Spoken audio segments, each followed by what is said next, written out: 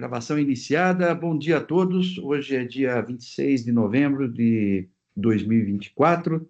Declaro aberta a sessão da segunda Câmara Julgadora do Tribunal de Impostos e Taxas. Hoje, na composição da Câmara, a composição titular, vice-presidente Dr. Argos Gregório, Samuel de Oliveira Magre e Daniela Rodrigues Gonçalves. Pela representação fiscal, Antônio Carlos Tortello.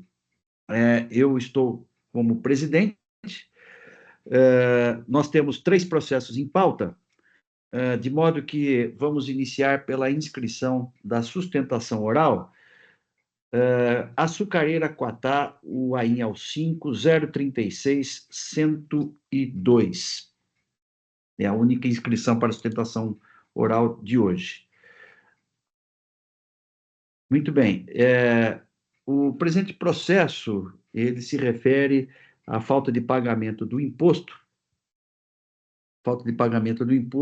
pela não comprovação das exportações de mercadorias dentro do prazo de 180 dias. A decisão de primeira instância manteve a autuação fiscal, basicamente entendendo que a falta de averbação era a formalidade essencial para a comprovação da efetiva exportação. O contribuinte recorre sustentando que existe comprovação por outros meios de que a exportação efetivamente ocorreu, juntou uma gama de documentos. Alega, em primeiro lugar, nulidade da decisão recorrida, porque a decisão não teria apreciado adequadamente as provas dos autos.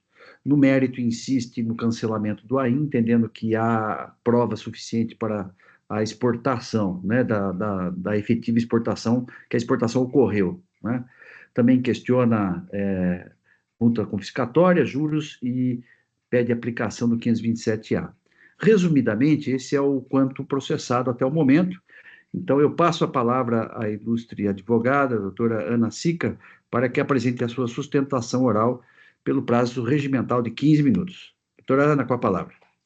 Perfeito. Primeiramente, bom dia. Gostaria de cumprimentar o presidente dessa turma, o relator desse julgado, os demais julgadores e também os demais presentes nessa sessão de julgamento. Tentarei ser bastante breve e objetiva e apenas gostaria de trazer alguns pontos elucidativos em relação ao caso que será julgado, para que Vossas Excelências consigam compreender melhor o contexto e as razões do recurso ordinário. Eu só gostaria de enfatizar, a princípio, que o objeto autuado, ele envolve 2 infrações, tá?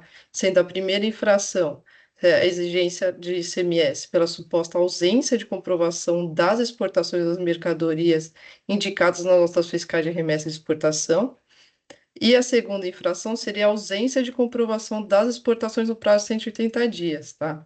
Com relação a essa segunda infração, não remanesce mais discussão, até porque o contribuinte já efetuou o pagamento com os benefícios garantidos pela lei.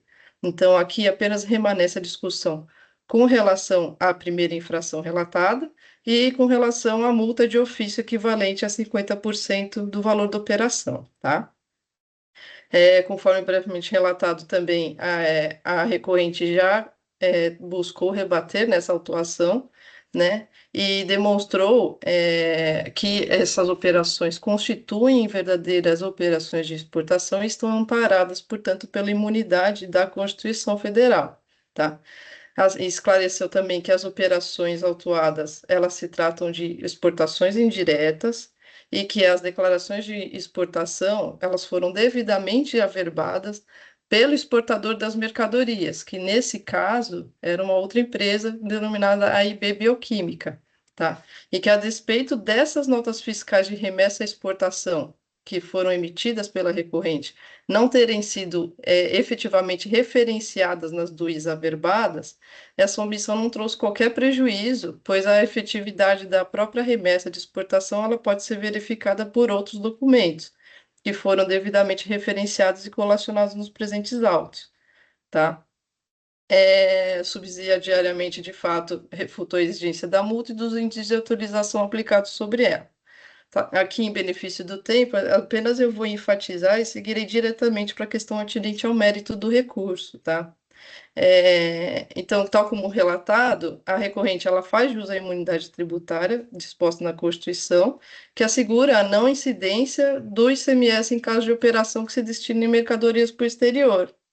Essa norma ela é objetiva e busca a proteção do contribuinte nacional e o estímulo às exportações. Então, não pode o fisco, por meio de atos regulamentares, impor um excesso de formalismo que inviabilize o gozo dessa imunidade.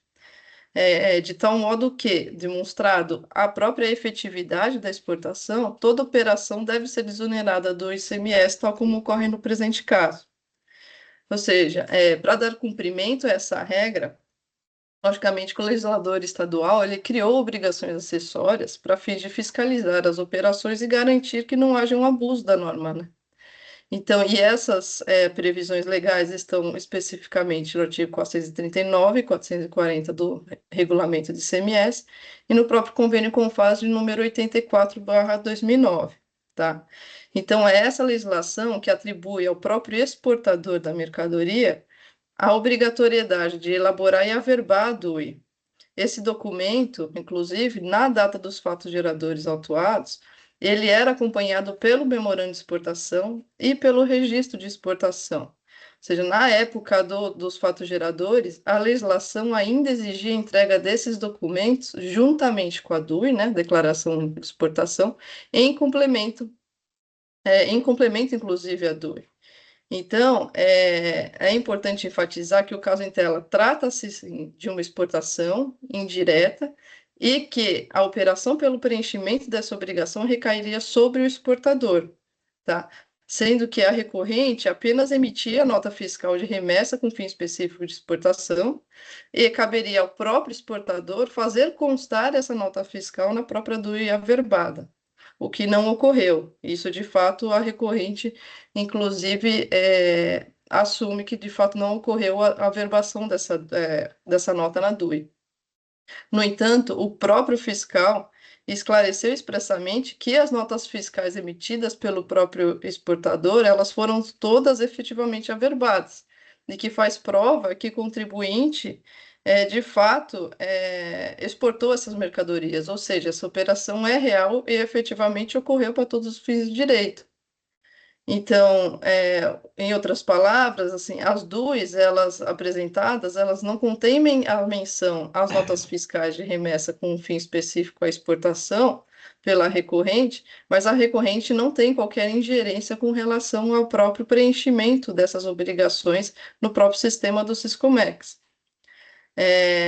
E, no entanto, a fiscalização e a própria decisão recorrida, ela não pode simplesmente impor um excesso de formalismo recorrente e desconsiderar todos os outros documentos que estão em consonância com a legislação e que também foram apresentados ao longo da fiscalização e que evidenciam a efetiva exportação e supre até a própria omissão dessa averbação dessa nota fiscal na DUI. Tá. Nesse aspecto, é importante mencionar que, para fins de comprovar e demonstrar efetivamente essas operações, a recorrente ela trouxe aos autos uma planilha de conciliação demonstrando o fluxo das operações autuadas, em que ela associa todos os itens, as mercadorias, as notas fiscais de remessa por exportação e a nota fiscal de exportação devidamente averbada pela declarante. Então, essa planilha, ela não é exclusivamente um documento gerencial, mas ela também lista todas as informações para o rastreamento da mercadoria, desde a sua saída do estabelecimento do recorrente até o embarque para o exterior. Então, ali você consegue verificar, né, e identificar as mercadorias, a data da emissão, a chave de acesso de todas as notas fiscais que lastreiam, CFOPs, NCMs, quantidade de produto, enfim, todas as informações essenciais para fins de caracterização da própria exportação. Então, a recorrente ela preparou um book para atestar essa verdade dos fatos e comprovar a efetiva exportação e suprir qualquer omissão da menção das notas fiscais de remessa na própria DUI averbada e preenchida pelo próprio exportador, que nesse caso é o declarante, tá? Aqui, nesse caso, inclusive, a gente trouxe A recorrente trouxe no seu próprio peça de defesa um fluxo da própria operação, relatando, né, que, logicamente, essa operação se inicia com a emissão da nota fiscal de remessa para fins de exportação e da própria invoice comercial. Então, portanto, ambos os documentos, eles se conversam e ali é possível sim identificar os produtos e as quantidades, e é possível também identificar que o produto saiu do estabelecimento da recorrente com destino à exportação. Inclusive, é possível notar a assunção a todos os requisitos do artigo 439 do próprio regulamento no que tange às obrigações acessórias. Aí, no ato seguinte, o estabelecimento que recebeu a mercadoria da recorrente, ela emite a nota fiscal de exportação para documentar essa operação, e ali, novamente, é possível, sim, fazer um cruzamento das informações, identificar as mercadorias e a efetiva, né, operação de exportação. Ato seguinte, o declarante, que nesse caso, novamente, a EB Bioquímica, portanto não é a recorrente, ele preencheu a DUI, amparado nas informações constantes no próprio documento fiscal de exportação, certo? Ou seja, essa exportação, novamente, é importante enfatizar que trata-se de uma exportação indireta, em que é o próprio emitente da nota fiscal de exportação que preenche o sistema Siscomex e faz a averbação da própria DUI. A despeito disso, a despeito de não ter nenhuma menção expressa à nota fiscal de remessa para os fins de exportação, com base em toda a documentação acessória, é possível você, de fato, fazer um cruzamento dessas informações e identificar os produtos e os documentos correlatos. Esses produtos também estão lá ali referenciados no documento emitido pelo agente de carga, então é possível sim você identificar que esse produto efetivamente embarcou, né? Há inclusive uma referenciação do container em que a mercadoria foi embarcada, e ao final o exportador, ele em complemento à DUI, ele emite um memorando de exportação. Nesse memorando de exportação, ele é muito importante porque ali vem referenciado a recorrente e a nota fiscal emitida pela recorrente.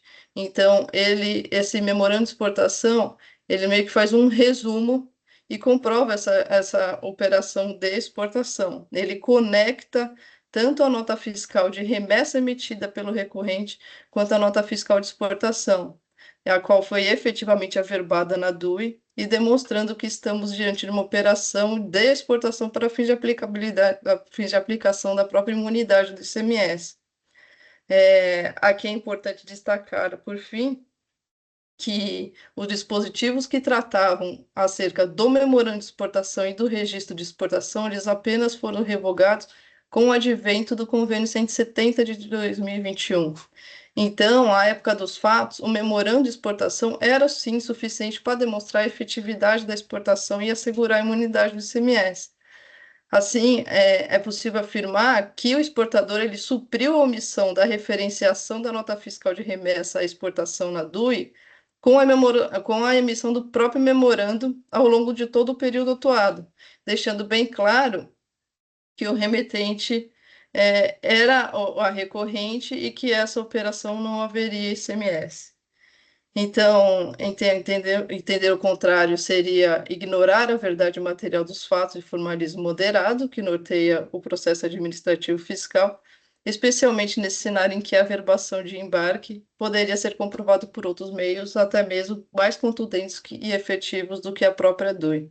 E é justamente nesse contexto que requer o integral provimento desse recurso e a reforma da decisão recorrida, cancelando-se integralmente o auto de infração.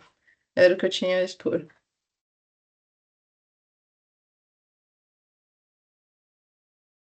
Está sem áudio, senhor presidente.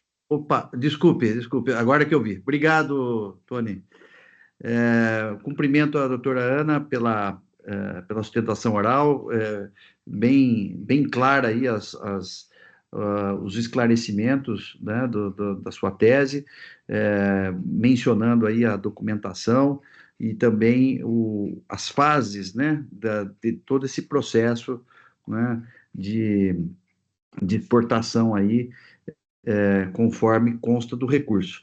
Doutora Ana, eu tenho eu não trouxe o voto, eu vou retirar de pauta, porque eu estava analisando a documentação, ainda não consegui, não tive condições de analisar toda a documentação de uma forma adequada, né? Realmente para entender todas as operações, todas as informações de uma nota para outra. Mas aproveitando a sua presença, e foi esclarecedora aí a sua sustentação oral, por isso que eu pedi para fazer a sustentação oral, mas eu tenho uma dúvida. Na verdade é o seguinte, quando a DUI foi preenchida pela trading, né, pela exportadora, porque é uma exportação indireta, ela não fez, pelo que eu entendi da sua fala, se me desculpe, é isso que eu queria esclarecer, ela não fez referência à nota fiscal emitida pelo contribuinte, pela açucareira. Essa menção foi feita só no memorando, é isso? Isso, primeiramente, se trata de uma exportação indireta, sim, só que ela não é intermediada por uma trading, tá? É uma empresa exportadora, só que ela não é qualificada como uma trade. No entanto, o que ocorreu aqui? O próprio exportador, é lógico, cabe a ele preencher o sistema Siscomex, tá? E averbar, né, que chama averbar essa DUI. Essa nota fiscal de remessa para fins de exportação, ela não consta expressamente na DUI, por uma falha do exportador. No entanto, na época dos fatos, a própria legislação, ela requeria que uma documentação complementar também acompanhasse essa DUI, que é o próprio memorando de exportação. Nesse memorando de exportação, tem a referenciação da própria nota fiscal de remessa à exportação, tem os dados da nota fiscal de remessa e exportação, e inclusive os dados do próprio recorrente. Então, aqui você consegue sim verificar as informações e meio que assim, falando a grosso modo, fazer um depara da nota fiscal emitida pelo próprio recorrente e a nota fiscal de exportação que foi efetivamente averbada e constou lá no sistema Siscomex. Então, você consegue enxergar isso e você consegue fazer objetivamente esse cruzamento de informações, inclusive, e muito mais claro, pelo próprio memorando de exportação que consta lá expressamente essa nota fiscal de remessa e exportação. Certo, certo. Entendido. Não sei se alguém tem mais alguma pergunta ou não, eu posso, né? Bom, doutora, então esses documentos, esse memorando acompanhou o documento de embarque, então, é isso, né? Acompanhou, ele está Uhum. juntado aos autos, tá? Inclusive, ele consta na toda a documentação que suporta a exportação. Tá certo. Tá bom, eu estou satisfeito aí com todos esses esclarecimentos, com a sustentação oral. Então, eu vou retirar de pauta e eu acredito que eu tenha condições de trazer de novo esse processo semana que vem, né? Uhum. Então, mas em breve, com certeza, em breve eu estarei trazendo esse processo e aí é só acompanhar, então, a divulgação da pauta para que Uhum. a senhora, caso queira, acompanhe, então, o julgamento, ok? Então, Perfeito. obrigado pela presença, pelos esclarecimentos Muito e obrigado pela disponibilidade dos senhores e um excelente dia. obrigado, doutora Ana. Tchau, Então, tchau. tchau, tchau, até a próxima. Passamos, então, ao próximo processo da pauta. Próximo processo da pauta é o primeiro aqui, é o AIN 448.624. Promon Logicalis, Tecnologia e Participações Limitada. Eu sou o relator. Dr. Samuel de Oliveira Magro pediu vista, trouxe o voto vista, e só para relembrar, a minha proposta foi de afastar as alegações de nulidade da decisão por julgamento extra petita. No entanto, um dos argumentos preliminares da representação eu acolhi, entendendo que realmente houve um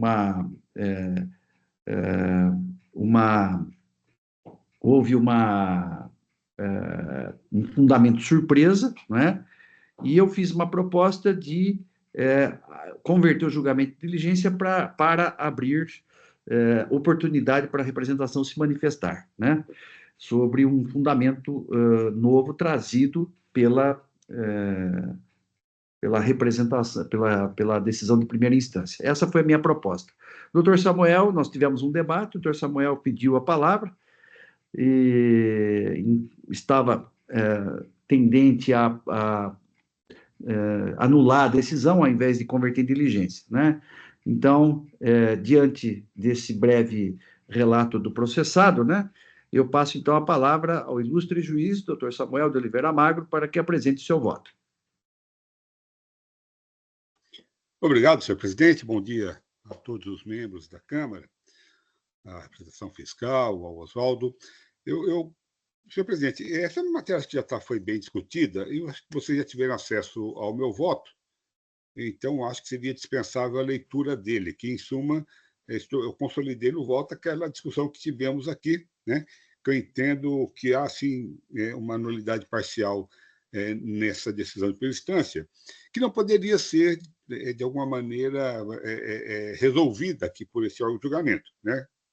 Como fundamento era não surpresa, para nós que iríamos decidir, esse fundamento não é nenhuma surpresa, porque ele já foi abordado, né, na primeira instância e poderia ter sido abordado nas contrarrazões dos respectivos recursos ou nos próprios recursos que foram interpostos em face da decisão.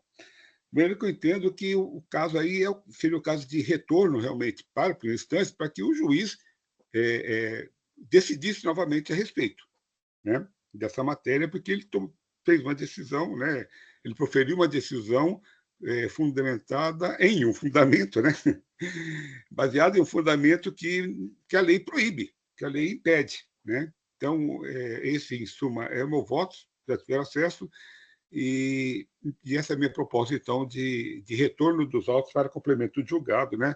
Então, somente com relação ao item 1 do auto de infração. Acho que é dispensável, então, presidente, a leitura do voto.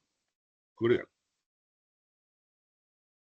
Ok, doutor Samuel, obrigado pelo voto. Então, a proposta do doutor Samuel concordando, né, com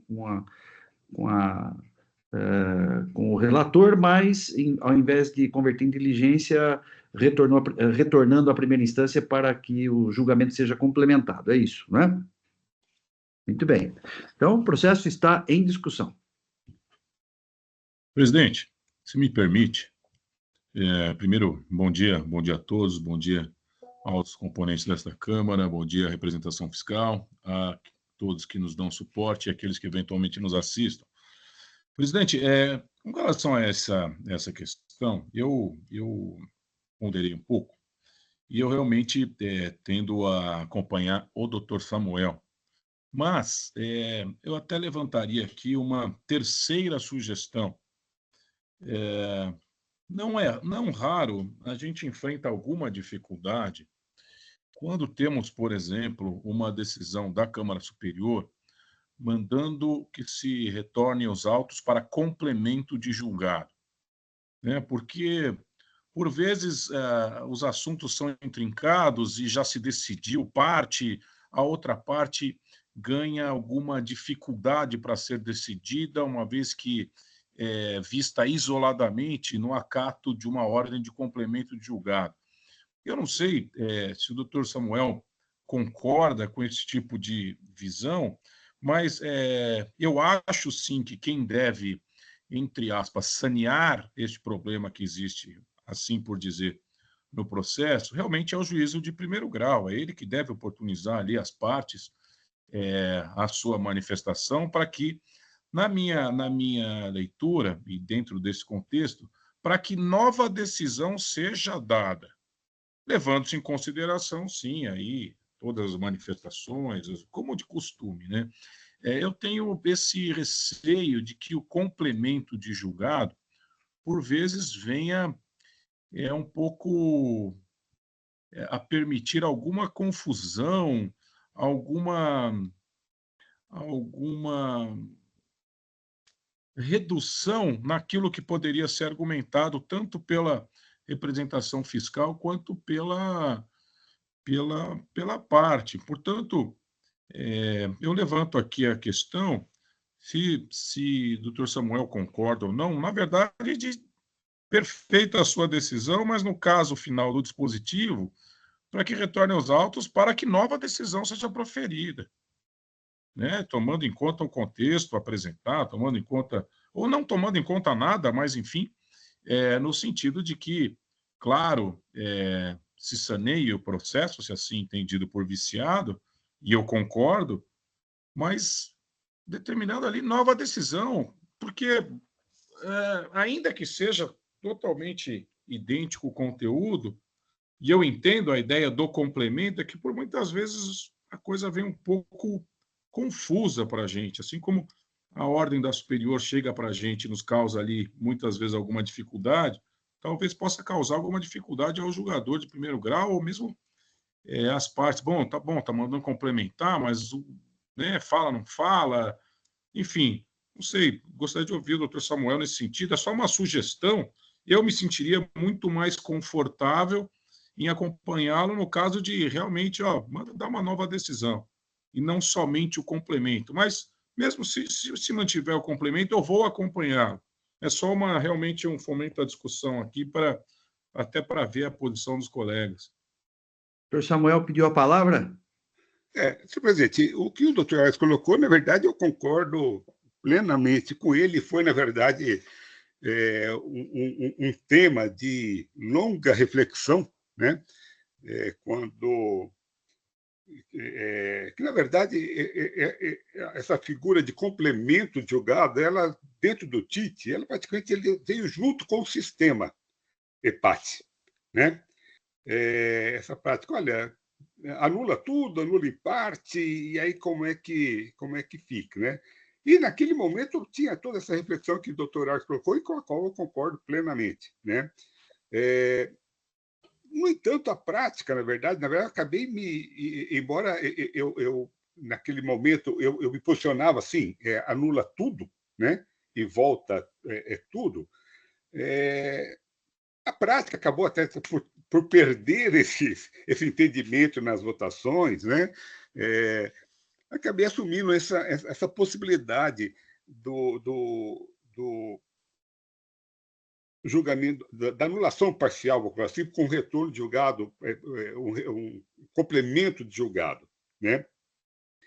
E aí eu acho muito bom que retorne essa discussão, até para a gente, passados os anos, né, que a gente para de pensar, de repente volta a pensar num outro contexto, num outro cenário, ele é bastante salutar, né?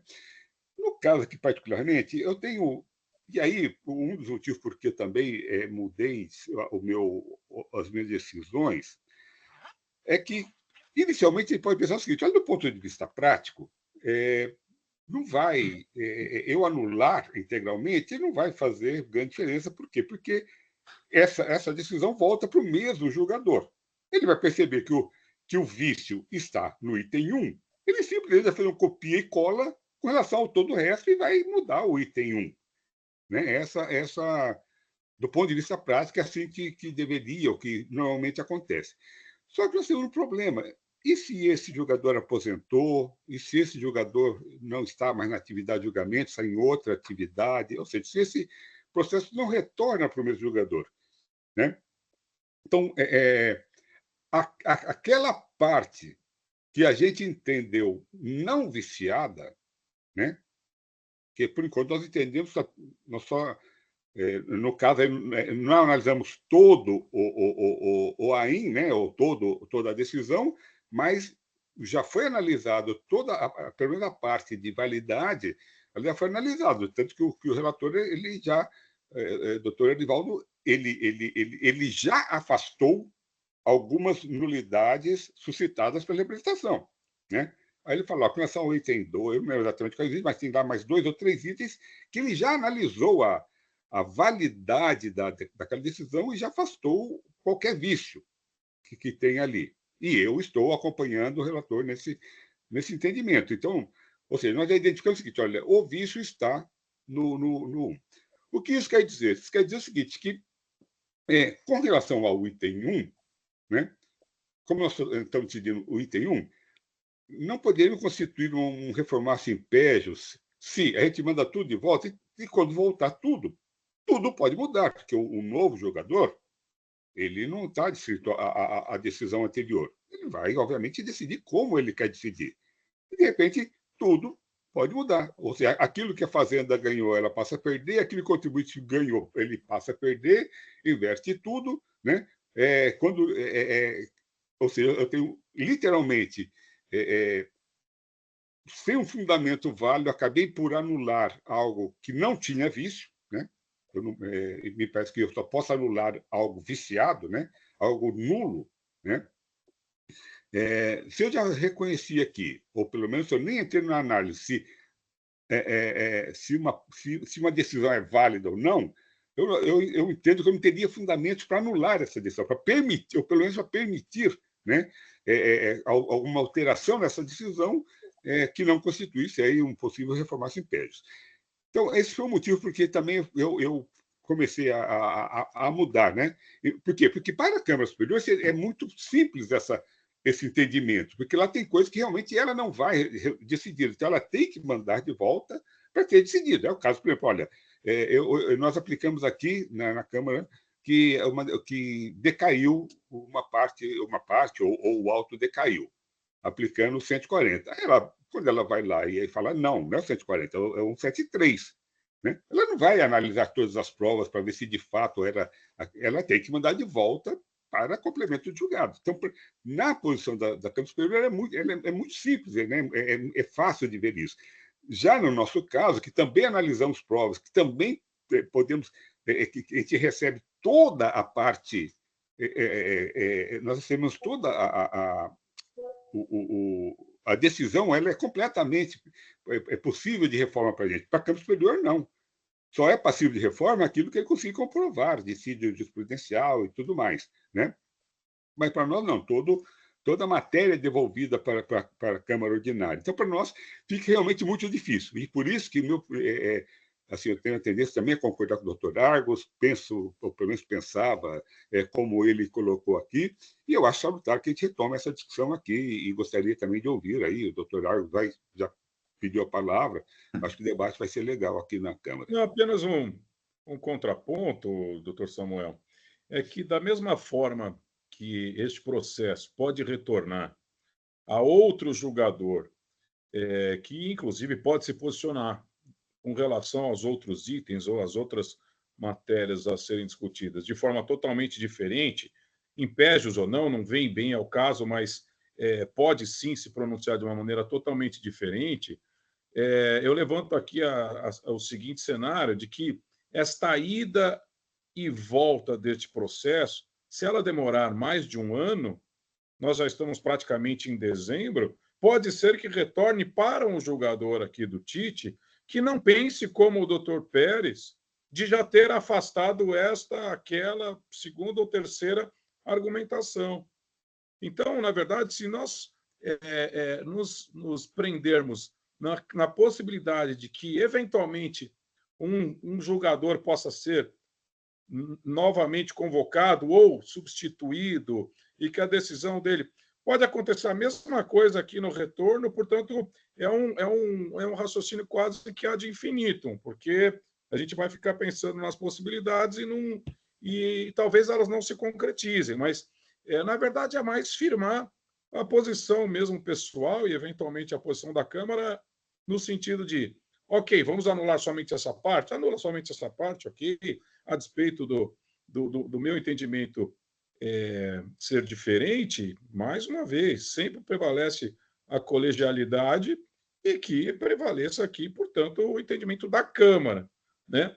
Mas, então, o raciocínio, eu também concordo com o seu raciocínio, mas faço esse contraponto. Também pode voltar aqui e ser um juiz que entenda que não foram afastados aquelas preliminares, aqueles pontos iniciais levantados, e diga, tem mais uma nulidade aqui, ou tem mais alguma coisa a colar, enfim.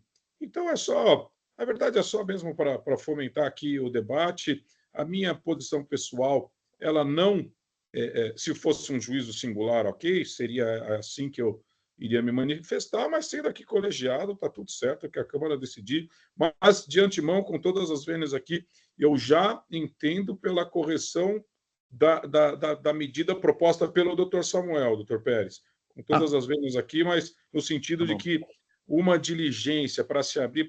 Não, vamos anular. A questão é só anula tudo e ele que dê outra, como o doutor Samuel disse, que só vai complementar esse ponto onde se apontou a nulidade, ou anula, enfim, só o ponto mesmo e submete aí aquilo que vier acontecer, enfim. Doutora Daniela pediu a palavra? Pedi. Essa discussão é sempre interessante, né? E eu sempre tive o posicionamento na mesma linha de raciocínio do Dr. Argos, pela evitar esse tipo de situação de anulação parcial, mesmo da superior. É aquela coisa, a gente se curva, entende, acolhe, mas não me sinto confortável com ela. Mas tem aqui uma questão que a gente tem que traçar, que é o seguinte: nada do que decidirmos aqui é de ser respeitado no próximo julgamento de recurso ordinário. Explico. Isso não é uma diligência. Este processo não fica prevento com esta Câmara e com estes julgadores, independente de término de mandato ou não. Portanto, o processo precisa seguir. Isso não é uma diligência, é uma anulação. Ele não volta para a gente? Não há prevenção. A prevenção é regra de exceção e aplica-se exclusivamente nas situações previstas em lei. Portanto, este processo, voltando este mandato ou não, pode ou não cair nesta ou em outra Câmara. Então, entendo que não é diferente da situação da Câmara Superior. A Superior faz uma anulação parcial e o processo volta para a Superior. Neste caso, não. Então, diferente da Superior, que eu acabo entendendo a lógica que eles aplicam lá, no sentido de fazer uma anulação parcial, manda complementar, manda analisar só aquilo, por exemplo, muitas vezes a anulação parcial da superior, ela é para analisar uma prova, na maioria das vezes, ela é para analisar uma prova que a superior não pode analisar lá, porque eles são vedados de analisar a prova. Dificilmente a superior faz anulação, ou algo que não foi analisado, né, naquela oportunidade, geralmente por omissão. A superior não faz anulação parcial para matéria de direito, tipo, não foi analisado, não, é para matéria de prova, porque eles não podem superar lá. Concordo que este caso aqui se resolve pela anulação, porém é a anulação integral, porque não somos superiores a outra Câmara que vai receber este processo, e a outra Câmara que eventualmente receberá este processo no retorno pode julgar integralmente o recurso ordinário que receberá. Então, haverá um novo julgamento de defesa integral, que, como o doutor Samuel disse, por praxe, os julgadores monocráticos tendem a copiar a decisão anterior e apenas acrescentar o que estamos aqui dizendo que está nulo, está errado ou está omisso. E aí haverá uma nova abertura de prazo para a apresentação de um novo recurso especial ou de um novo recurso de ofício, conforme o caso concreto, e aquele novo apelo é o apelo que será analisado. Sequer sabemos se será elaborado pelo mesmo representante, ou por outro representante, ou pelo mesmo advogado, ou por outro patrono, e aquela outra matéria será analisada. Portanto, com todo respeito ao muito bem elaborado voto do Dr. José Orivaldo, todas as questões que ele afastou, porque realmente não se aplicavam ao caso concreto, qualquer decisão que tomemos aqui não vincula a próxima Câmara que vai julgar este processo. Portanto, a anulação de recurso de defesa deve ser uma anulação integral e não um complemento de julgado, porque não podemos determinar nada para a próxima Câmara julgadora. Como entendo, senhores, eu acompanho o voto do Dr. Samuel, muito bem elaborado, muito bem analisado, porém, acredito que, na conclusão ali, precisamos anular para que nova decisão seja proferida sem os vícios apontados, ou com a complementação da matéria, mas é uma anulação completa. A decisão monocrática inicial não é válida. É como entende. Se for o caso, faço uma preferência caso não haja concordância dos senhores nesse sentido. Na verdade, eu acho que o Samuel ia falar alguma coisa, Samuel? Não, vamos seguindo. Eu estou já fazendo alteração aqui para a anulação total aqui. Então, se for o caso, quem entender, parece que estamos caminhando nesse sentido, eu mudo o voto, tá? Então, podemos continuar a discussão aqui, eu estou só preparando aqui. Pois não. Na verdade, aqui, pelo que a proposta do Samuel, embora seja complemento do julgado, ele está dizendo aqui, determina o retorno dos autos à primeira instância para que o julgado seja complementado, proferindo-se nova decisão relativamente ao item 1, né? Então, dá a entender que o julgador ele pode proferir nova decisão livremente, né? Mas o que Isso, ele eu está acho dizendo que aqui. simplesmente, é isso que eu falei, assim, a decisão toda só tiraria essa parte do complemento, para que nova decisão seja proferida para não deixar dúvida da nulidade integral daquela decisão, entendeu? Só por uma questão realmente de evitar essa dubiedade de anulou, não anulou, está válido uma parte, não está? Porque isso gera uma confusão, uma vez que não podemos vincular a próxima Câmara Julgadora. E aí, se o julgador, chegando lá, entender que então vai fazer um julgamento parcial e decidir só a parte que nós estamos considerando viciada aqui, ele pode gerar um problema na parte no próprio recurso, porque aí no próprio recurso que o contribuinte for apresentar, ou que a Fazenda for apresentar, conforme for a necessidade, a depender do resultado daquele julgamento, ele vai recorrer da decisão anterior? Ou ele... Entendeu? A gente precisa que ele se manifeste da íntegra da matéria. Ele não pode fazer só a decisão do pedaço. E a gente corre o risco de, deixando a redação desta forma, ele resolver fazer só a redação do pedaço, e não aquela técnica que o doutor Samuel descreveu aqui, que ele copia tudo e acrescenta o que falta. Porque se ele não fizer isso, aí o próximo julgador pode entender que não, mas esse recurso é só desse pedaço aqui. Ele só podia falar disso aqui porque o resto já está... Vira uma confusão sem fim no processo. Então veja bem, eu vou manter meu voto. Seria a minha... Eu vou manter meu voto justamente por causa dessa complexidade toda que nós estamos discutindo. No meu entender, eu pensei em tudo isso quando eu fui proferir o voto e causa realmente uma certa complexidade. Falar, bom, é um fundamento de surpresa, isso não pode, prejudica as partes, preciso corrigir isso. Por isso que eu propus converter em diligência para que as partes se manifestassem, porque, na minha visão, a questão processual, a questão do prejuízo ao contraditório estaria resolvida aqui já em segunda instância. Superada essa fase, a gente ia para o julgamento de mérito, né? Ficaria mais simples, né? Como a maioria vai devolver, é o que nós estamos discutindo, né? Qual seria a melhor opção?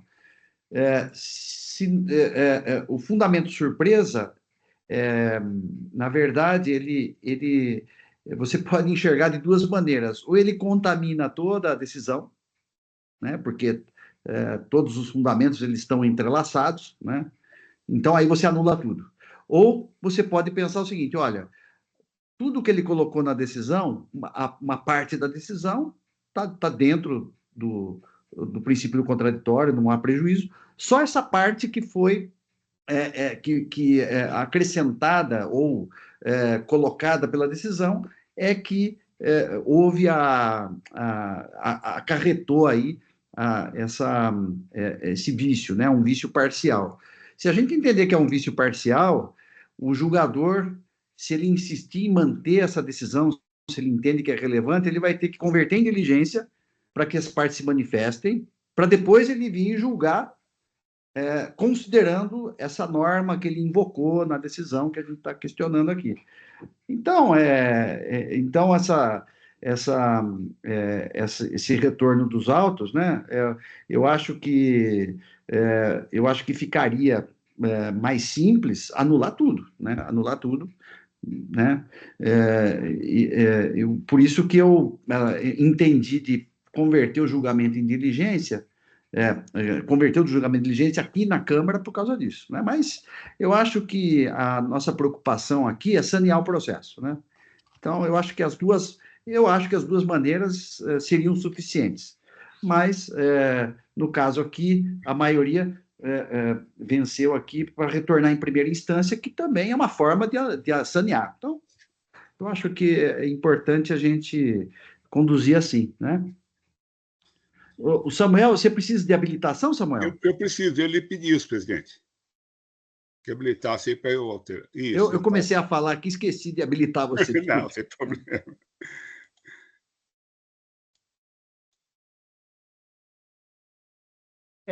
O fundamento surpresa, ele causava muitos problemas antes do Código de 2015, né? Ele causava muitos problemas.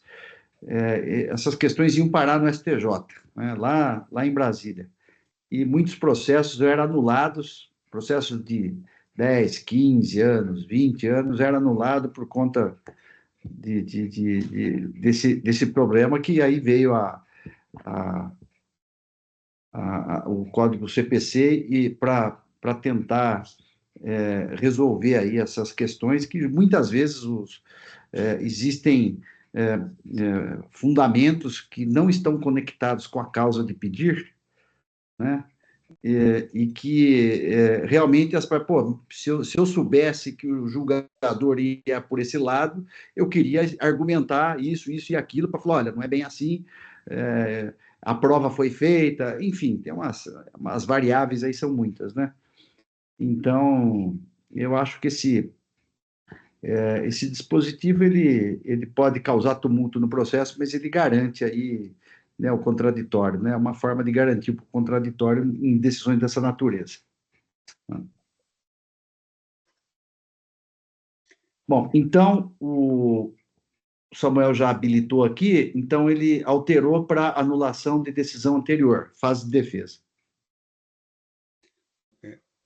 Senhor presidente, eu só mudei, na verdade, a ementa e mudei lá a parte dispositiva, né, que ficou ruim, porque acabei usando 2 vezes os termos de decisão a qual, mas tudo bem, mantém a jeito que está aqui. Mas basicamente ficou assim a parte dispositiva. Entendo que a decisão a qual, tal como proferida, constitui ofensa aos princípios contraditórios da não surpresa, motivo porque conheço o recurso de ofício para anular a decisão a qual, retornando os autos à primeira instância para prolação de nova decisão. Eu acho que está dentro do que nós aqui conversamos, né? Acho que adequado, né? Perfeito. Então, tá bom. Então, diante da concordância da maioria, né, vamos encerrar os debates.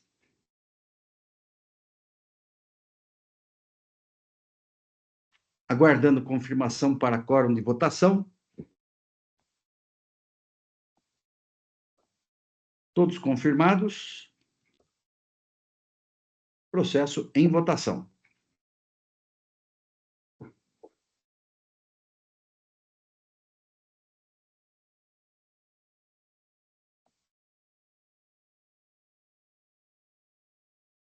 Votação encerrada. Proclamo o resultado do julgamento. Por maioria de votos, houve anulação da decisão de primeira instância, retorno dos autos para proferir nova decisão nos termos do voto vista, doutor Samuel, acompanhado pelos juízes Argos Gregório e Daniela Gonçalves. Julgamento encerrado. Passamos, então, ao próximo processo da pauta. Próximo processo da pauta, Mariana Saad do Ailib, em 5024-129, o relator é o doutor Argos Gregório, é um recurso misto. Não há inscritos para sustentação oral, então eu passo a palavra ao ilustre relator do processo para que apresente o seu voto. Doutor Argos, com a palavra.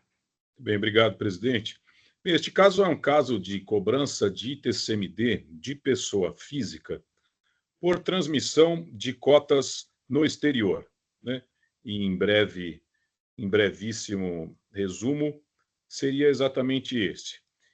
Temos um ponto aqui, não sei se os colegas querem que eu leia integralmente o voto, mas o ponto central aqui da discussão, na minha perspectiva, é a inexistência de lei complementar prevista na própria Constituição para prever esse tipo de tributação no exterior.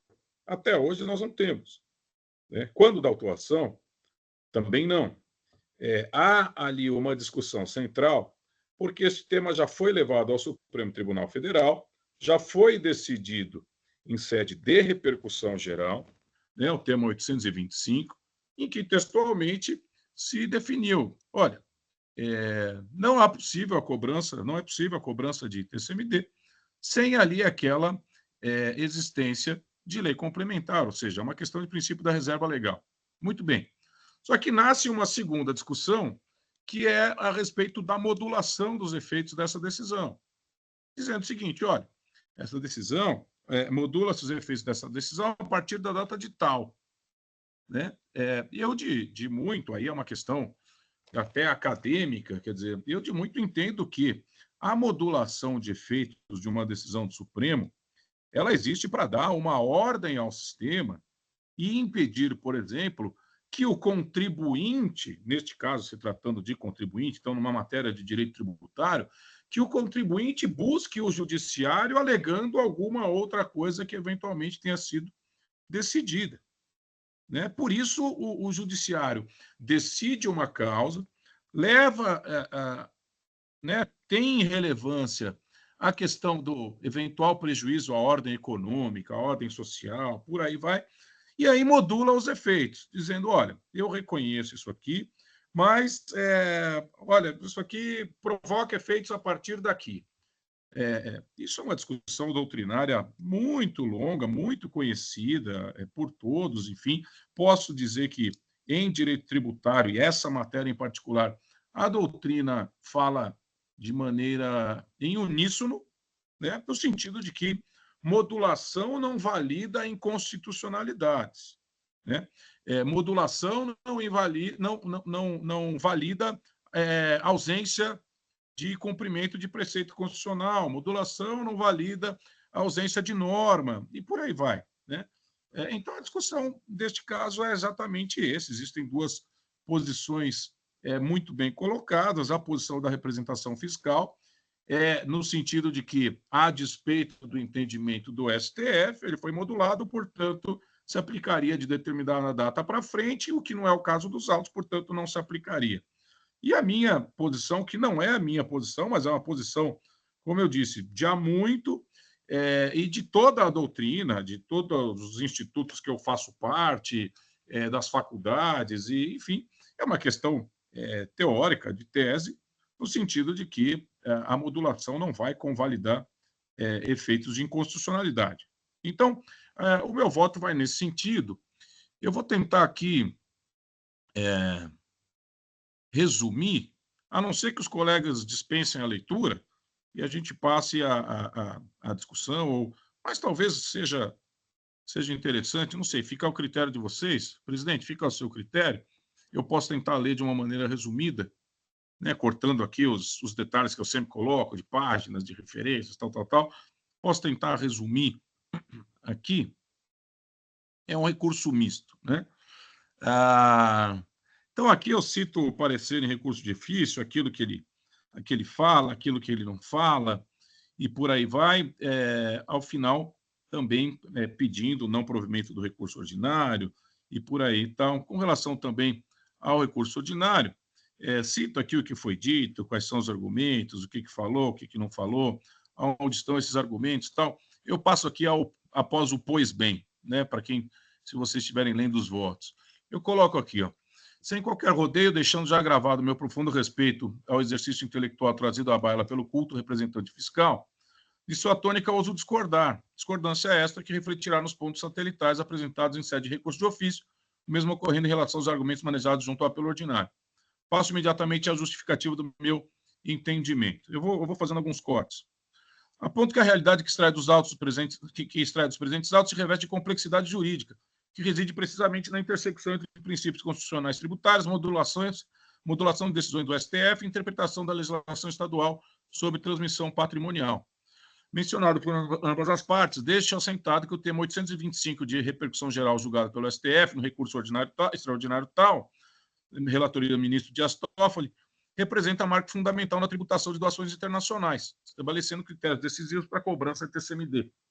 A discussão central reside no artigo 155, parágrafo 1º, inciso 3º da Constituição, que exige lei complementar para a instituição de TCMD, quando o doador possui domicílio ou residência no exterior. Destaque que a tese fixada pelo STF é categórica. É vedado aos Estados e ao Distrito Federal instituir TCMD nas hipóteses referidas no artigo 155, parágrafo 1º, inciso 3º, sem intervenção da lei complementar exigida pelo referido dispositivo constitucional. Como já antecipado, filio-me de muito a posicionamento que se mostra diverso daquele adotado pela representação fiscal e suas razões e contrarrazões, notadamente no que tange aos efeitos da modulação atribuída ao quanto decidido junto ao STF, no dito tema 825. Sob a perspectiva da manifestação fiscal, apresentou-se argumento defendendo a legalidade na cobrança do caso, tendo bem elaborado o raciocínio tomado por base o desenvolvido as folhas tais, no parecer dizendo que a modulação do STF permite a cobrança para fatos geradores até 20 de 4 de 2021 e que o exercício de 2018 estaria integralmente válido. É o que eu falei aqui. Concessa vênia, contrariamente aos argumentos trazidos pela representação fiscal, sou firme na posição de que a modulação dos efeitos não convalida cobranças inconstitucionais. Entendo que o ponto nevrálgico da discussão, ao revés das luzes lançadas pela modulação,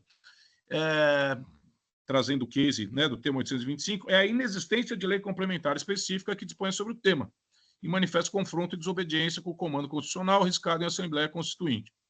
A despeito do bem elaborado raciocínio, entendo por insuperável o fato de que a ausência de lei complementar específica viola frontalmente o princípio da segurança jurídica, consoante jurisprudência consolidada do mesmo STF, vez que a sua exigência, seja editada a lei complementar, não é mera formalidade, mas garantia constitucional de tratamento uniforme de tributação.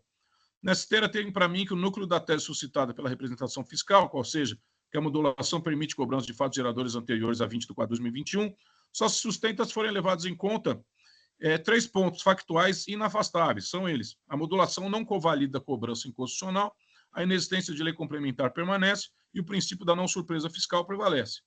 Não se considerando os 3 pontos, estou convicto de estar se manifesta afronta à reserva constitucional de lei complementar, a necessária existência de norma específica, ao princípio da legalidade estrita e à segurança jurídica. Diante de tal realidade, obrigo-me a dar guarida ao raciocínio suscitado pelo patrono, o qual, em liberdade interpretativa, aqui sumulo.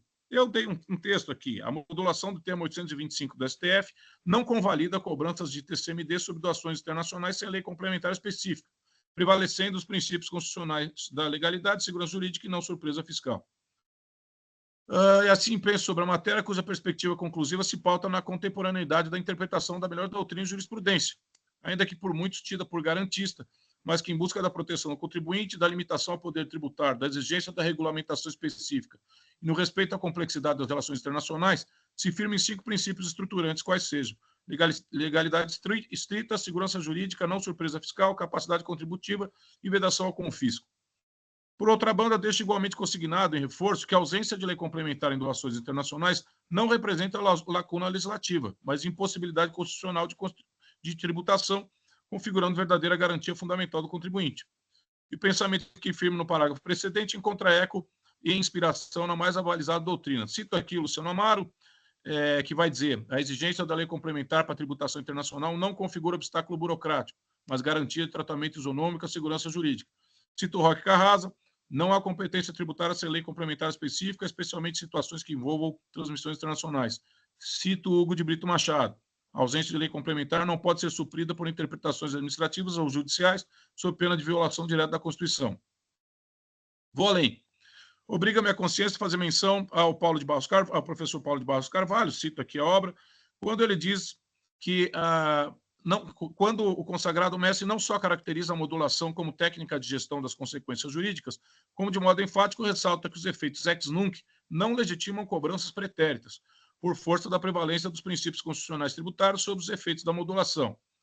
Tais ensinamentos tornam claro que a modulação temporal, de um lado, não significa autorização para cobranças pretéritas, mas delimita o marco inicial para a aplicação de nova compreensão constitucional sobre competência tributária, e, de outro, não representa a convalidação de práticas inconstitucionais, mas mecanismo de gestão das consequências jurídicas para preservar a segurança das relações tributárias. Trata-se da síntese da corrente a qual me filio com convicção, da qual me utilizo como fundamento teórico e jurídico do quanto aqui decidido. Cito também o professor Heleno Torres, que vai dizer: a tributação internacional de doações exige regulamentação específica mediante lei complementar, configurando sua ausência obstáculo intransponível à exigência fiscal, independentemente de modulações jurisprudenciais. Por definitivo, até o momento da lavratura do presente AIN, não há requerida regulamentação específica referida, razão pela qual igualmente reputo intransponível a edição de lei complementar para fins da exigência fiscal fiscada junto à peça exordial. Para mim, a ausência de lei complementar não pode ser suprida por interpretações administrativas ou judiciais, sob pena de violação direta da Constituição.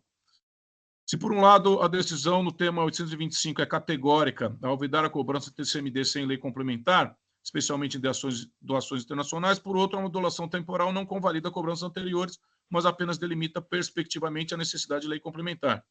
Com essa vênia, entendo que a manutenção do presente AIN redunda não só a interpretação que viola os princípios constitucionais, como também reduz apoio à competência tributária, a qual não se configura apenas pela previsão constitucional, mas pela efetiva regulamentação mediante lei complementar, especialmente em situações de complexidade internacional. Mas não é só. Cito decisão do Tribunal de Justiça dada na ADIM, cito aqui a ADIM, que na verdade, na arguição de inconstitucionalidade, número tal, que declarou inconstitucional a cobrança de TCMD sobre bens do exterior. O TJ aqui também declarou inconstitucional essa exigência. E impede ressaltar, na mesma linha argumentativa, que através de decisões proferidas por suas câmaras tributárias, o TJ tem reconhecido a invalidade de cobrança sem amparo de lei complementar, destacando a necessidade de lei específica, citando sempre como fundamento o artigo 155, parágrafo 1º, 3, 154, artigo 146, artigos 97 e 111 do CTN. Essas são as fundamentações do TJ daqui de São Paulo.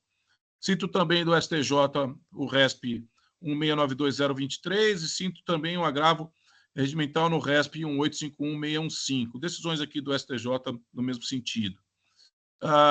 Por uma ou por todas as razões, entendo que a presente atuação não deva subsistir, devendo a AIN 5024-129 ser cancelado. É o que decido. Relembre-se que estou ciente da desnecessidade de falar sobre todos os pontos trazidos nos recursos, mas, mesmo assim, eu vou citar as razões aqui no parecer de recurso de ofício, dizendo sobre cada elas dispensáveis maiores comentários, porque já decidi, já fundamentei o porquê decidi pelo cancelamento do AIN. Então, não vou ficar falando de juros, não vou ficar falando de multa, enfim, eu só vou citando cada parte, tanto dos recursos. Foi aqui que, de maneira percussiente, o doutor Tortello me apontou aqui que as páginas estavam equivocadas, o que foi corrigido, mas, toda sorte, a leitura se tornaria enfadonha. Eu simplesmente estou citando, dizendo, não vou argumentar, porque já dei aqui o fundamento da minha decisão. Diante do exposto, conheço do recurso de ofício para no mérito negar-lhe provimento e conheço do recurso ordinário para no mérito dar-lhe provimento, devendo o presente AIN ser cancelado. Então, presidente, eu tentei ser o mais resumido possível, mas, essencialmente, essa é a tônica das discussões, esta é a minha posição, que não é de hoje, de mais de 10 anos, desde o mestrado, que foi sobre capacidade contributiva, já entrei nesse tema, já falei sobre isso. Então, é como penso, presidente, e baseado aqui não só na doutrina, mas nas decisões jurisprudenciais, posso dizer também, principalmente, na posição do TJ de São Paulo, declarando inconstitucional a exigência de TCMD nesse tipo de operação. Tá bom.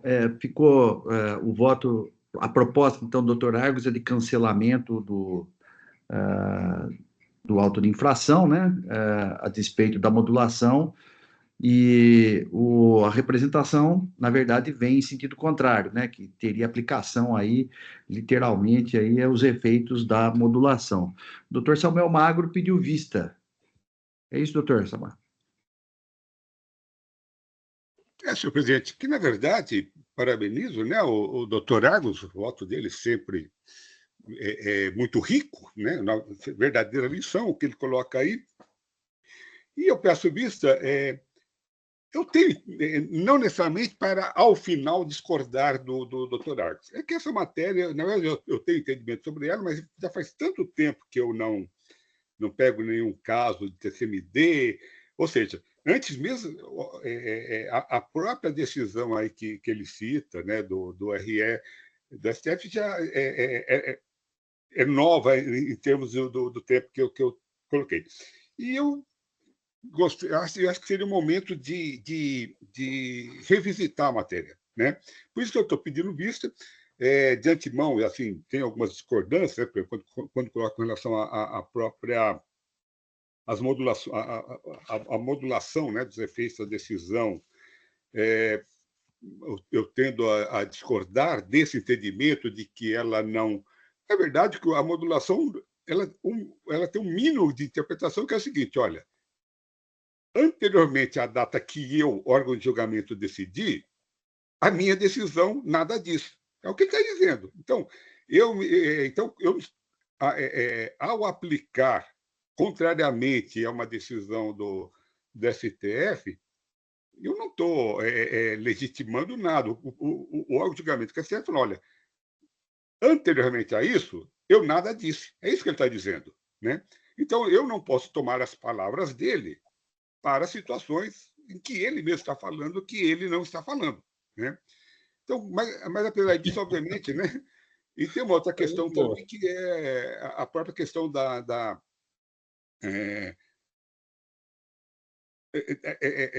vinculação dessas decisões do profissional ao processo, né? Que, com relação à matéria, ainda que bem ou mal, tem um entendimento constitucional que é o seguinte: olha, a própria Constituição fala o seguinte: olha, se o Congresso... você é o dono do imposto, você, Estado, é o dono do imposto. Se o Congresso não quer fazer a lei, você faça a lei. O que vai acontecer é que essa lei vai continuar valendo até que o Congresso faça a lei que tem que fazer. Aí passa a valer a lei do Congresso. A Constituição disse isso, né? E esse sempre foi o meu entendimento, sempre foi como eu votei nessa matéria. É óbvio que isso já muito tempo se passou desde que eu formulei esse entendimento, né? E eu não revisitei essa matéria, até por falta de oportunidade, eu não fui provocado. Então, essa seria uma oportunidade de eu retomar. Obviamente, o voto do Dr. Argos já é uma lição, né, em si mesmo, né, porque muita coisa ali a pensar, nessa matéria, eu só precisaria de um tempo realmente para sedimentar toda essa lição, né, que foi dada aí, e rever os conceitos, eventualmente fixar ou mudar os conceitos que eu tinha anteriormente. Por isso que eu pediria, então, vista, senhor presidente, desse processo aí, com a licença do relator. Tá, o doutor Samuel, eu já concedi vistas, né? E aqui só um comentário: essa modulação ela causou uma certa polêmica porque ela ressalvou só ações judiciais, né? Ficou de fora os processos administrativos, que normalmente nessas teses tributárias incluem-se também os processos administrativos em andamento e tal. E assim, para surpresa da comunidade aí jurídica, né, tributária, né, excluiu-se aliás, só incluiu na modulação aí as ações judiciais, né? Contemplou as ações judiciais em andamento, né? Isso foi discutido no evento da ABAT, doutor Pérez. Acho que o senhor lembra, falamos sobre isso, inclusive. Isso, Mas e o administrativo? Pois esqueceram ou realmente repeliram e por aí vai? Enfim, é uma questão aí bem complexa. Interessante. O representação fiscal pediu a palavra? Pela ordem aqui. Sim, obrigado, senhor presidente. Essa discussão é candente, né? Tem muitas questões importantes sendo debatidas aqui, que suscitou o auto de infração, e o excelente ensinamento trazido no voto do relator, doutor Argos, que nos coloca tanto a jurisprudência quanto a doutrina em relevo para sustentar as suas conclusões. No entanto, eu não poderia deixar de me manifestar, dada a relevância do tema, e evidentemente em sentido contrário, porque eu digo evidente porque a representação fiscal já colocou em seu parecer os seus fundamentos. No entanto, diante do voto apresentado, eu gostaria de acrescentar mais algumas coisas que eu acho que é importante, tanto para Dr. Samuel quanto para os demais, inclusive o próprio relator, meditarem sobre essas questões. Me parece que a questão colocada aqui da segurança jurídica não está muito bem focada, né? Porque no nosso ordenamento, quem interpreta a Constituição Federal é o Supremo. Aliás, na verdade, todos nós podemos interpretar, né? A interpretação é livre, né? Pode interpretar à vontade, né? Mas a interpretação eficaz, ela é feita pelo Supremo Tribunal Federal. E esse mesmo Supremo houve por bem interpretar a nossa Constituição, reconhecendo a necessidade de lei complementar apenas a partir de determinada data, modulando seus efeitos. Então, não me parece que é boa a técnica amputarmos a decisão do Supremo para ficar só com a parte com a qual concordamos, né? Que é a necessidade da edição de lei complementar, nesse caso de TCMD. Né? Se o Supremo, ele mesmo, em sua decisão, modula os efeitos, é porque entende que até ali era tudo constitucional, porque senão não modulava, né? Se fosse de forma diferente disso, não modularia os efeitos, né?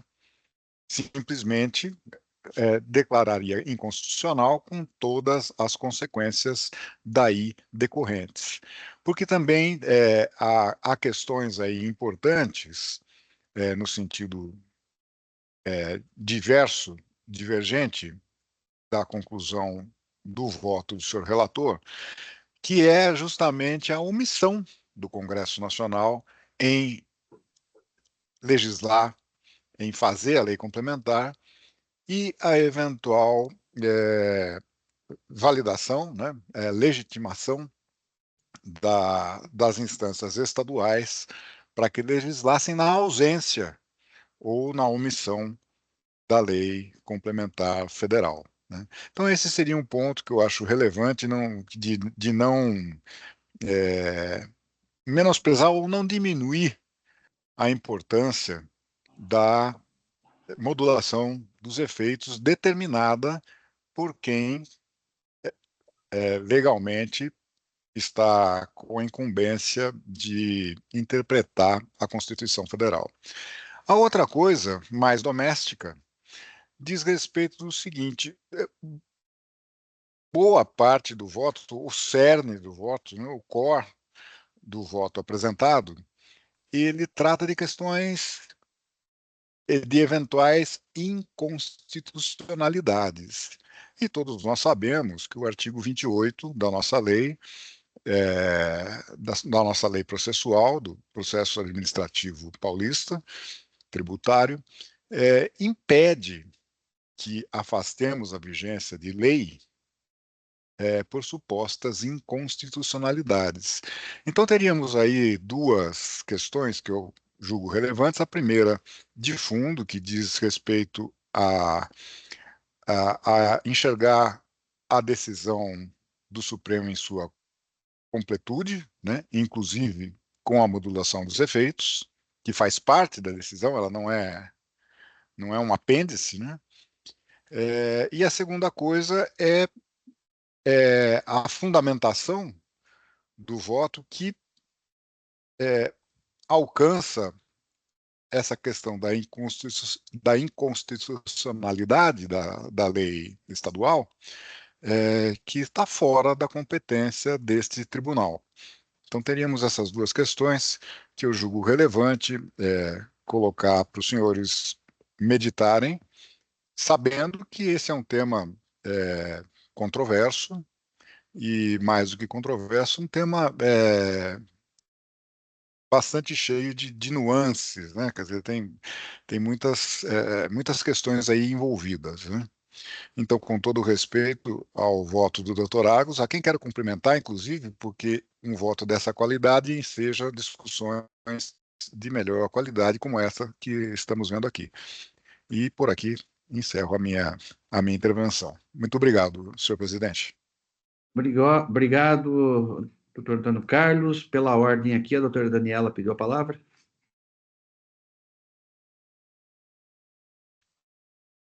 Está sem microfone.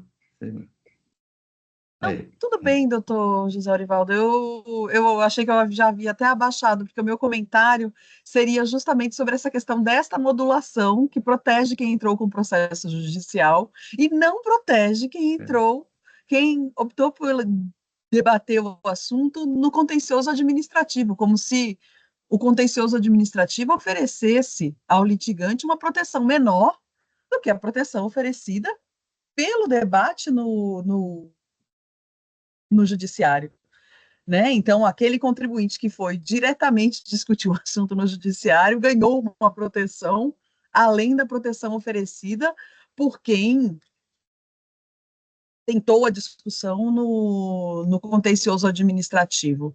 Mas, dito isso, eu entendo que há aí uma margem de interpretação sobre o que é esta modulação, na qual eu concordo com até a tese defendida pelo patrono e também o doutor Argos muito bem cita no processo dele, e já tive a oportunidade de me debruçar sobre essa matéria, e nesse caso concreto eu acompanho aqui, já manifestando mesmo o entendimento, porque já tive a oportunidade anteriormente de estudar esse tema, de que esta modulação diz com a repetição de indébitos e não com julgamentos. A lei inconstitucional, ela é inconstitucional porque falta a lei federal. E isto se aplica independente de qualquer situação, salvo aquele tributo já pago. Se já pagou, já recolheu, não há que se pedir a restituição. Pelo menos foi a interpretação que entendi razoável para isso, porque entender de outra forma significa entender que quem optou por discutir no contencioso administrativo está desprotegido. Eu entende que uma coisa leva a outra? Se você entende que aquilo diz com o direito ou não, que a modulação diz com o direito diretamente, então quem está discutindo aqui ainda não lhe tem decisão favorável e não está amparado. Agora, se a modulação dos efeitos diz com o efetivo recolhimento do tributo, então aquele que já havia perdido a discussão e recolhido ou não, ele já perdeu a discussão, então vai ter que pagar. Aquele que já pagou voluntariamente, que não discutiu se já recolheu, não tem direito de repetir o indébito. Eu estou entendendo, eu entendi naquela oportunidade que esse era o melhor raciocínio que se aplicava ao caso, acho que era um voto do doutor Faisal, doutor Argos, que eu cheguei a levar em vista à época, muito bem elaborado também, assim, um raciocínio muito claro, era um voto bem professoral, assim, um voto muito bem elaborado, muito bem fundamentado. E um raciocínio muito parecido com o apresentado nessa oportunidade, e entendo que é isso, entendo que essa modulação não é descumprir, não é deixar de aplicar a lei numa situação que não há decisão judicial, entendo que a decisão judicial se aplica, a modulação é para a repetição de indébitos, assim, quando olhamos, é uma interpretação possível e entendo muito razoável para esse caso concreto. Não. Mas, enfim, eu ia falar sobre isso, mas aí o doutor José Orivaldo acabou falando, e aí eu falei assim, já que eu baixei a voz, deixa eu só falar. Era um voto muito bom do doutor Faisal, vou ver se eu encontro aqui também, mas era na sua linha de raciocínio também, viu, doutor Argos? Uma decisão muito bem fundamentada. Doutor Argos pediu a palavra também? Não, só para arrematar, na verdade, a questão da modulação, e esse foi um enorme problema, porque ela foi trazida do direito norte-americano, que não é o nosso, né? Assim como foi trazido em conjunto com a questão dos recursos repetitivos e repercussão geral, né? Porque era ali a sistemática dos precedentes. Dizer, não, mas espera aí, a gente já tem aqui um sem número de julgados sobre o tema, portanto, para que ficar analisando em todas as instâncias algo que a gente já tem aqui e tal? E aí, o fundamento de base da modulação que foi trazido, o raciocínio que foi trazido de fora para cá, salvas as críticas de que, mas você está trazendo um sistema, né, um anglo-saxão para um romano, como é que você vai compatibilizar isso? Toda a discussão que deu àquela altura, e chegou-se a um fundamento que não necessariamente eu concorde, que é o seguinte, que vai na linha do que a doutora Daniela disse, que bom, tá, por que eu vou modular? Modular não significa dizer que eu conhecia como correto aquilo que estava acontecendo antes e a partir da minha decisão agora é incorreto ou vice-versa. De forma alguma.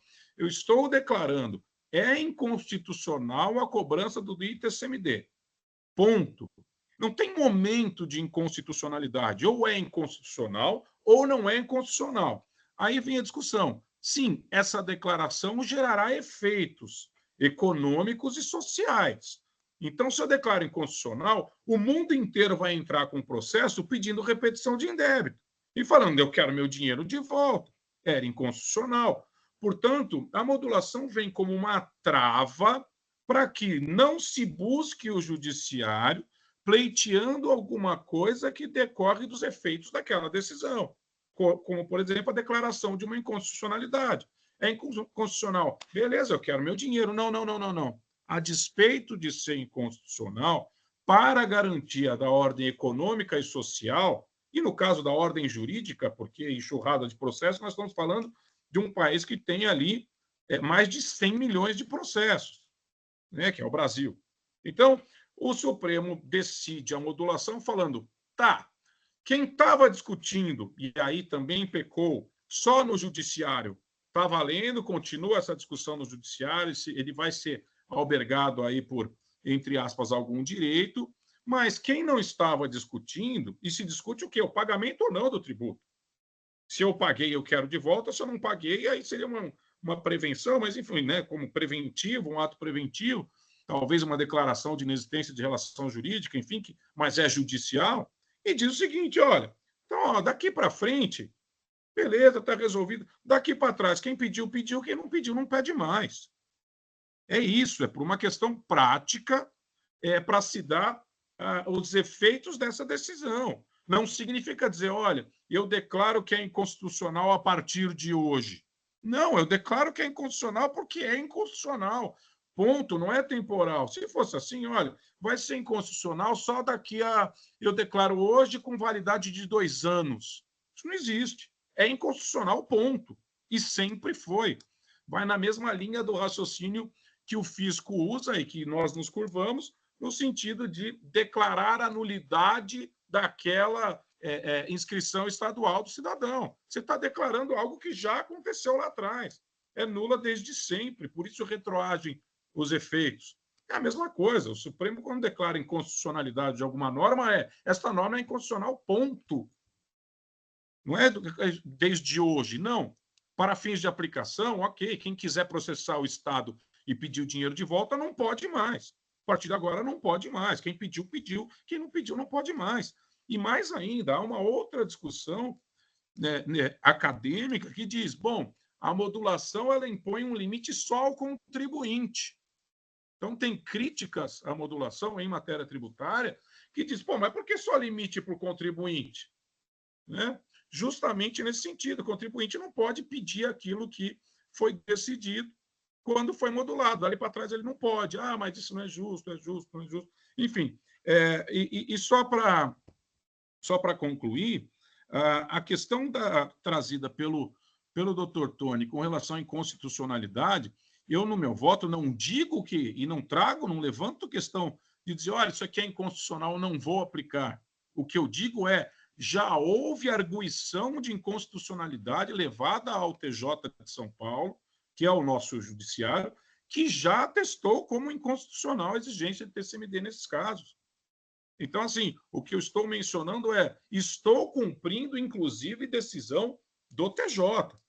Se quer discutir se é vinculante ou não, se está ali, mas não é, não tem resolução do Senado, não é a DIN federal dessa inconstitucionalidade, mas tem o voto do Supremo, que é repercussão geral e todos devem obedecer. É um tema específico, né, o 825, tem uma arguição de inconstitucionalidade no TJ de São Paulo, que é quem decide as nossas questões, já que falaram, então não tem como disse o Samuel, não tem a lei complementar, então cada estado faz o seu. Ótimo. Nosso estado fez o nosso e o nosso tribunal já disse que é inconstitucional.